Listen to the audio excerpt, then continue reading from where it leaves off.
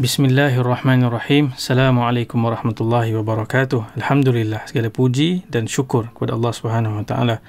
Kita sudah pun masuk ke separuh masa kedua daripada tempoh 10 malam terakhir Ramadan. Moga-moga Allah Subhanahu Wa Taala terus berikan kita kesihatan yang baik dan kekuatan dan semangat untuk kita terus beribadah pada baki beberapa hari terakhir dalam Ramadan ini, dan rezekikan kita beribadah, berdoa, memohon taubat pada malam Lailatul Qadar, insya-Allah. Hari ini kita nak kongsikan satu doa yang begitu dahsyat. Doa ini diceritakan di dalam Al-Quran dan juga dibaca oleh Nabi SAW dengan begitu kerap. Nabi sering mengulang doa ini, dan itu diceritakan oleh sahabat Nabi SAW Anas ibn Malik radhiyallahu an, yang diriwayatkan dalam Sahih Bukhari dan Muslim. Doa ini diceritakan di dalam surah yang kedua, Al-Baqarah, pada ayat yang ke-201.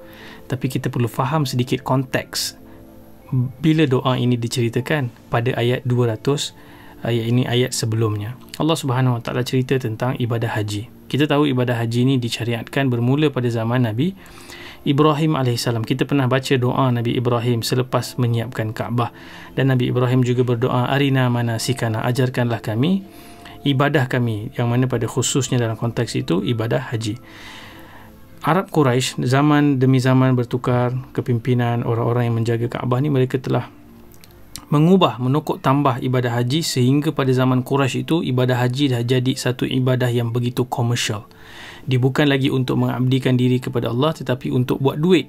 Dia jadi satu musim yang mana orang semua datang daripada semua penjuru negara-negara lain datang berhimpun di Mekah, dan itulah momen ataupun masa mereka menjana pendapatan yang luar biasa.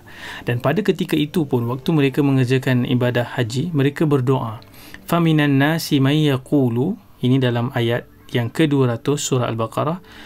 Sebahagian manusia pada ketika itu berdoa, Rabbana atina fid dunya.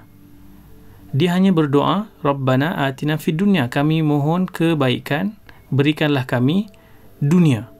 Full stop. Dia tak minta lagi selain daripada tu. Kan, sebahagian kita mungkin juga apabila berdoa, kita hanya berdoa minta dunia, tak ada minta akhirat. Apatah lagi sebahagian daripada program-program motivasi ke yang mengajar manusia untuk mengamalkan ibadah, solat tertentu, baca doa tertentu, zikir tertentu, dengan memberikan expectation bahawa itu akan menambahkan harta di dunia. Itu sahaja. Tidak ada sebarang pengharapan untuk kehidupan di akhirat. Dan apa Allah jawab bagi orang yang berdoa hanya minta dunia ni? Allah kata, wa ma lahu fil akhirati min khalaq. Orang yang berdoa minta dunia semata-mata ni, tidak ada sedikit pun bahagian dia nanti di akhirat. Khalaq itu ma min khalqin, tidak ada sedikit pun dia akan dapat kebaikan di akhirat. Bayangkan betapa bahayanya kalau kita ni orang yang hanya berdoa minta dunia, minta kereta, minta rumah, mungkin minta duit, tapi kita tak ada concern pun nak minta di akhirat nanti, nak dimudahkan hisab, nak dimudahkan masuk ke syurga, nak dapat duduk syurga bersama Rasulullah sallallahu alaihi wasallam, orang-orang yang beriman, orang-orang saleh. Lalu Allah Subhanahu Wa Taala mengajarkan doa yang sepatutnya kita berdoa, iaitu pada ayat yang ke-201. Wa minhum may yaqulu, dan di antara mereka pula ada yang berdoa, Rabbana atina fid dunya hasanah wa fil akhirati hasanah wa qina adzaban nar. Tuhan kami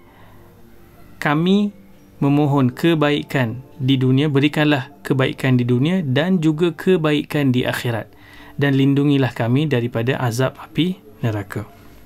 Kalau kita lihat doa ini sangat indah, sangat mencakup segala keperluan manusia dalam kehidupan di dunia dan juga dalam kehidupan di akhirat. Yang pertamanya tadi kita sebut Rabbana. Dia sebenarnya tak ada perkataan Ya Rabbi ataupun Ya Rabbana. Tak ada. Ya tu tak ada, kerana wahai tu menurut para ulama tafsir, kalau kita lihat banyak doa-doa dalam Quran ni tak ada perkataan Ya. Wahai tu tak ada, kerana wahai tu menunjukkan adanya kejauhan, adanya jarak. Dan siri dekat ini kita nak menceritakan betapa dekatnya Allah Subhanahu Wa Taala kepada hamba-hambanya. Dan bila berdoa pun, doa itu terus Rabbana. Dan kita memanggil dalam doa ini dengan nama Allah Rabbun. Rabbun ini yang maha memelihara semua aspek kehidupan. rezeki kita, kesihatan kita, keselamatan kita, pembesaran kita, semua aspek. Rabbun yang menguruskan kehidupan kita keseluruhannya. Kita kata apa? Atina fid dunya hasanah. Tadi Allah cerita tentang orang yang berdoa hanya minta dunia. Dia minta dunia tu, dia tak sebut pun baik di dunia. Dia minta dunia seperti mana yang dia nak. Dia tak kisah baik ke tak, pada dia baik dia nak. Tapi Allah ajarkan kita minta di sini atina fid dunya hasanah, kebaikan dalam kehidupan dunia, dan juga wafil akhirati hasanah, dan kebaikan dalam kehidupan di akhirat. Waqina azabannar, dan selamatkanlah kami, lindungilah kami, jauhkan kami daripada api neraka. Nah, kita lihat seketika apa yang disebutkan oleh para ulama. Apakah yang dimaksudkan dengan hasanah di dunia? Ada 5 perkara paling kurang. Yang pertama, kita memohon keimanan. Itulah kebaikan yang paling penting dalam kehidupan dunia. Bila tidak ada iman dalam kehidupan, datanglah banyak mana pun kebahagiaan, rezeki, tumpukan harta, tak ada iman, tak ada nilai. Kerana iman itu yang akan melayakkan kita untuk kebaikan di akhirat nanti. Yang kedua, yang pertama iman, yang kedua afiat, kesihatan yang baik, panca indera, anggota tubuh badan yang sihat dan digunakan untuk tujuan kebaikan, bukan tujuan maksiat. Maksudnya Allah bagi kita mata, kita gunakan untuk tujuan yang baik, bukan melihat maksiat. Allah bagi telinga, Allah bagi lidah, semua itu kita gunakan untuk hasanah, kebaikan.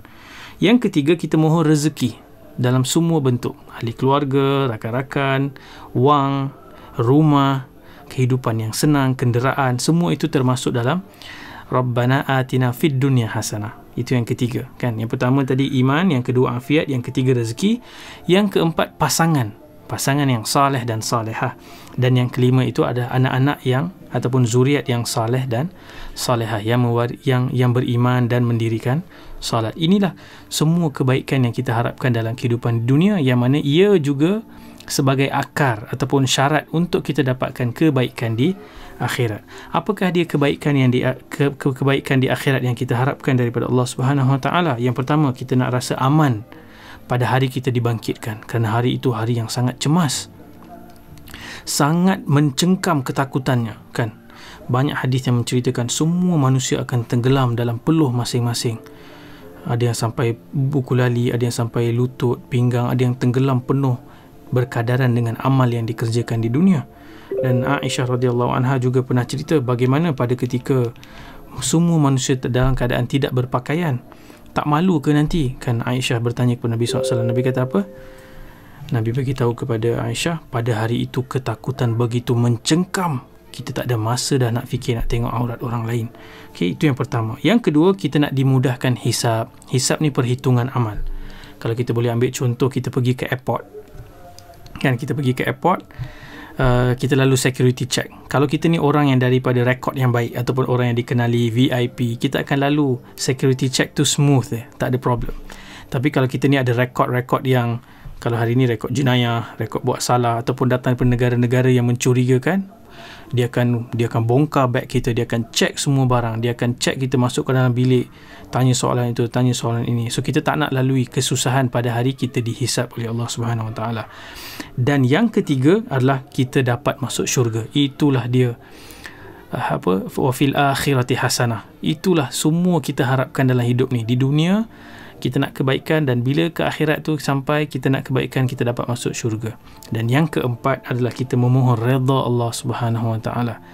Dan yang kelima, inilah kemuncak nikmat bagi orang-orang yang masuk ke dalam syurga Allah Subhanahu Wa Taala, adalah melihat wajah Allah Subhanahu Wa Taala.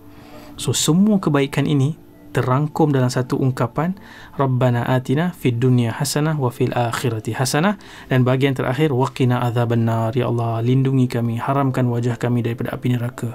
Kita tak nak sama sekali walaupun sebentar masuk ke dalam api neraka, tak nak, langsung tak nak.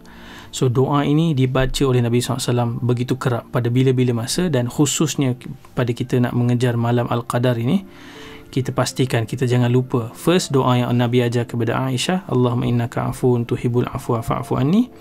Yang kedua doa ini. Kadang-kadang kita tak ingat nak minta apa, tak terungkap dengan perkataan apa kebaikan-kebaikan dunia yang kita nak, tapi dengan doa ini insya-Allah semua kebaikan di dunia pun kita harapkan kita dapat, dan semua kebaikan di akhirat pun kita akan dapat. Rabbana atina fid dunya hasanah wa fil akhirati hasanah wa qina azabannar. Dan bahagian terakhir daripada surah Al-Baqarah waktu menceritakan doa ini, Allah sebut apa? Ulaika lahum nasibum mimma kasabu wallahu sari'ul hisab. Mereka itulah orang yang akan mendapat bahagian yang baik daripada apa yang telah mereka usahakan. Dan Allah amat cepat perhitungannya. Hisab Allah sangat laju. Jadi kita faham apa? Kita tak cukup hanya dengan berdoa, kita kena berusaha. Kita kena berusaha menambahkan kebaikan-kebaikan yang kita lakukan di dunia. Dengan segala nikmat rezeki yang Allah bagi ni, kita gunakan untuk kebaikan. Dan kita berharap nanti dengan kebaikan di dunia ni, tempat kita menyemai benih-benih amal ni, kita akan menuai nanti di akhirat kebaikan-kebaikan di akhirat pula, sehingga kita dapat masuk ke syurga dan melihat wajah Allah Subhanahu wa ta'ala. Itulah dia mindset orang yang beriman, mahu berjaya di dunia dan juga mahu berjaya di akhirat, bukan hanya meminta soal dunia semata-mata. Sekian, Assalamualaikum warahmatullahi wabarakatuh. Jadi rakan-rakan, sahabat-sahabat semua, jangan lupa juga ikuti dan subscribe Telegram kita, Telegram Hijraat, dan boleh cari link tu di www.hijraat.com. Terima kasih banyak. Jumpa lagi. Assalamualaikum.